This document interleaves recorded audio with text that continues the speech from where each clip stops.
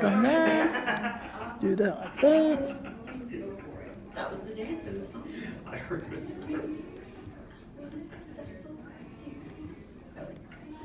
Okay. Once again, the blind man working the camera, very, very creative here. This is. I'm ready when you are. I'm ready. This is Blind Item Wonders here with Awesome Sauce Radio. You can listen to me on Demon Seed Radio, www.demonseedradio.com. I am here with the AVN 2020. I'm here with the talented and lovely Whitney, right? How are you? I'm doing amazing. It's, day 2 here at AVN. I'm having fun. That is great. What are you nominated for, if anything, this year? Oh, wow. I would probably have to pull out a list, but a lot of things. One of those being Female Performer of the Year, Best Gangbang Scene, Best All-Girl Group Sex Scene. I got a lot of That one personal... was awesome, by the way. Thank you. Yeah, I got a lot of personal nominations, and then this was my first year directing, so I had a lot of nominations for my movies that I made, which was really, really nice. I mean, I can't even describe that feeling. That is amazing. How long have you been in the industry? I've been in the industry since October of 2016. Yeah.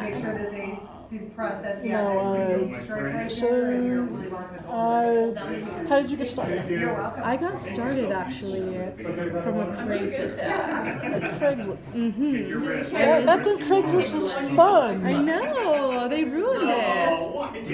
But I was in Oklahoma, I was dancing in a club, and I would go on Craigslist to find, photographers doing, boudoir shoots or trade shoots or whatever. And I saw this one ad that said, come out to Los Angeles and be a porn star. So I was like, why not? That's something I would like. I know, That's right? something I tried writing now, and Craigslist came back, so I was fuck you. Yeah, they're like, never nope. send this ad again. Nope, take it down. No, they just take it down for me. Oh, yeah, true. Here's your $5 back. Exactly. But no, that's how I got started. I looked into it, and at the time, I thought that all the porn stars had to have, they had to be blonde with super big boobs and look like, Victoria's Secret angels. But then I just sent in my pictures, and my agent at the time got back to me and was like, yeah, you're perfect. We can fly you out tomorrow, and the rest is history. That's awesome. So how did you make, what made you finally, make the leap to start directing? I started seeing an influx of performer directors. Within the past, 2019, late 2018, and I thought that was amazing, because when I joined the industry back in 2016, I didn't think that would ever be an option for me. I thought that if you wanted to be a director, you had to know people, you had to have known people for years and have connections and money and everything, and I just didn't think that I would do that. But I had seen two girls get hired on as directors for a company that I currently direct for as new performer directors, and I thought, that's awesome, and I love that for them, and I want it for me. So when I went out there, I just pitched myself, and I was like, I have a crew that I could get to work with me. I have ideas. For one of the companies, I write all of my own stories, and I just told them I have an idea that I really like, and I could keep on writing for you guys, and I feel like I could really bring something. Let me ask you this, as someone I just started, and I'm probably the only blind person in the world doing this right now. Just started my own production company. I have 3 scenes under my belt at the moment. I write my stuff. What is any trick about, say, balance? Dialogue, having enough dialogue that leads to the fucking, and not looking like a Kevin Smith or Quentin Tarantino movie with 50 pages of dialogue. Yeah, I mean, I think it just depends what you want to do. If you want to do a feature, then you kind of know how much you need, and if you want to do like a vignette or more of like a maybe a small setup to where it's like a girl's in a hotel and like a guy is coming to meet her, and it doesn't have to be like just like an out call or something. It could be like they have a history and like anything, but like just let your mind wander. I feel like dialogue doesn't have to be lengthy to be impactful. I come from a comic book and stand-up comedy writing background, and I'm still learning how to. On my 4th semester, which I'm shooting Sunday, I'm still learning how to shut that part of my brain off. Oh yeah. And now my performers are just like too much dialogue. I get it. I'll shorten it for you now.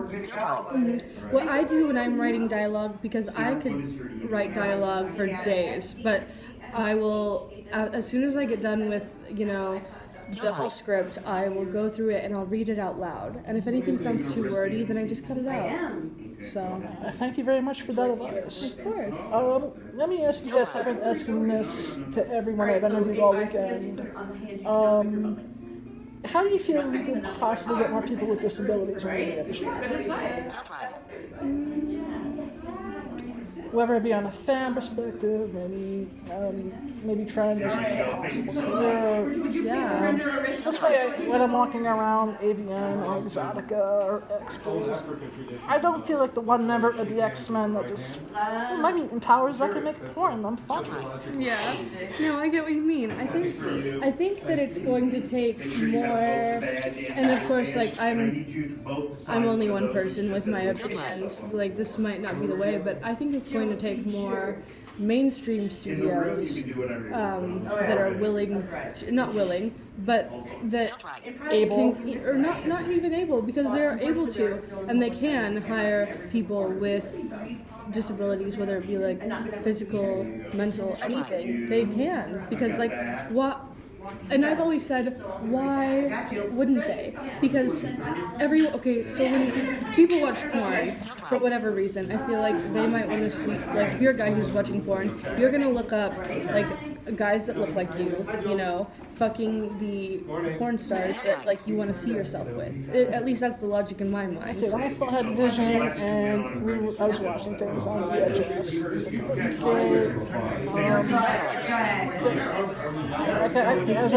my back in the day was Ron Jeremy. Like, yes, there's a fat guy who's screwing everybody. I can do this. Well, see, I think like for certain stuff, like let's say you have, one leg. Like if you're like or one arm, like why not? Don't like if I did, I might want to see someone with like one leg or an amputee or something like I see myself represented in porn, and I'm sure that there are thousands of people out there with disabilities that would love to see themselves represented in porn so that it could make the fantasy more real to them. So I think that there's a big market for that personally. Thank you. Of course.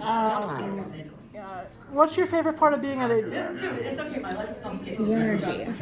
I really feed off of the energy. Usually I keep to myself and I just mind my own business, but when there's energy and the fans are coming up to me and like people that I've seen years before at conventions recognize me, it's such a nice feeling, and it makes me feel really appreciated. And of course when people say congratulations on all your nominations and they're people that I've never even met before too, then that's even better too, because I'm like, it makes me feel like the things that I'm doing are being noticed on a larger scale than I even realize. That's awesome. Yeah, this is the one place in the world I don't feel blind. It's Both at AVN and in the industry. it's nice. It's always really fun, and I love the people here. I love the attitude and the friendliness. It's just a nice atmosphere to be in. What advice would you give for someone just starting out? Whether it be male or female. Male or female. Okay, if you get an agent, read your contract. Know what you're signing, and please, for the love of God, pull out your cell phone and take photos of your contracts when you sign them. I can't tell you that, like doing that one time, there was this girl at like the first agent that I was with, she told me like that she'd heard bad stuff about my agent and like that he would try to take money from girls or charge them more of an agency fee. And so she was like, take photos of your contract. I never saw her again after that night because I don't think she was in the industry. She was just around to do, recreationals. But she gave me that piece of advice, and it saved me from being duped when my agent was like, you signed a 2-year contract. I was like, nope, I have it right here that I signed a 1-year contract, and I am free of all ties. I've paid you. Thanks for everything you've done for me. Good luck in your, next ventures. Just so my audience understands, can you explain what recreationals is so I don't have to? Drugs. Which I've never done, by the way. I want to put that on record. Yes, I figured as much. Basically, it's just another fancy word for privates. Oh no! It was literally cocaine. What? Cocaine. They were doing cocaine. But yeah, I mean, like, again, I feel like you're gonna see that in any industry you go to. You could go to like a Hollywood party, like they're probably doing it over with the Grammys. But me personally, I had like a bunch of people in my life that I saw do that, and then their life like downward spiraled after that. So that was enough for me to never. My whole thing is, once you do it, once again, I'm a nerd, so I'll use the comic book analogy. That's when you become like the Herald of Galactus, and it becomes a hunger you constantly have to eat. Oh my gosh, I know. And I'm just like, I've never felt that I need to do any of that stuff to have fun. Like, I've never even smoked weed or cigarettes. I've had wine, the occasional cocktail, and that's good enough. My vice is junk food. Yeah, oh my god. Hey, I am a trash raccoon when it comes to eating. Like, you should see my hotel room. It's full of snacks. Actually, I have a series of birthday scenes I write, and it's just like, okay, I get the once a year at 8 a.m. I write a scene where I eat ice cream cake off the girls' titties. Ooh, see, that's amazing. That's awesome. Just because that's what was around me at the time when I thought of when I wrote my first scene. I was like, what was in front of me that was against the cost all that? Oh my gosh, I know. Ice cream cake. I was like, I can afford a girl, an ice cream cake, and I got inspired by a Quentin Tarantino that was never made. Oh really? Yeah, that I watched on YouTube. Ooh, okay. I haven't seen his latest one. I have not seen it either. But if there's anyone who could cross over from mainstream to porn, I think he would be the best. Oh hell yeah! Like all of the feet that he shoots. Yeah. All him. But yeah, no, I know he probably could. He's probably thought about it before. I would be willing to bet. If he does, I will be in his movie and he can shoot my feet all day. Yep. I asked this of everyone, 'cause at the end of the day, I am a comic book and porn-based podcast. If you could fuck any superhero, who would it be? Ooh. I don't know. Marvel or DC? I'll go with DC, because Corey Chase was picking all the Marvel stuff yesterday. I mean, what girl wouldn't say Batman? I feel that's like the go-to. Ooh, no, I take it back. The Joker. Hell yeah. I'd fuck him. And Harley Quinn. I'd fuck them both. Awesome. I had a 2-hour podcast on how the mechanics of fucking Superman even work. Oh yeah, and I don't want to fuck him. He's too much of a goody two shoes. I need someone who's like crazy. But the mechanics of a Kryptonian dick and a human pussy with that ripping apart. I don't understand the mechanics. Only if he wanted it to. That's True. But me, when I'm getting fucked, I like if someone has like this crazy side to them, it drives me up the wall. Like literally, I fucked someone the other day who we fucked in the mirror for a scene, and he was like looking in my eyes when we were both looking in the mirror, and when he saw my eyes, he just like rolled his back into his head, and I was like, oh my god, I would rob a bank for you.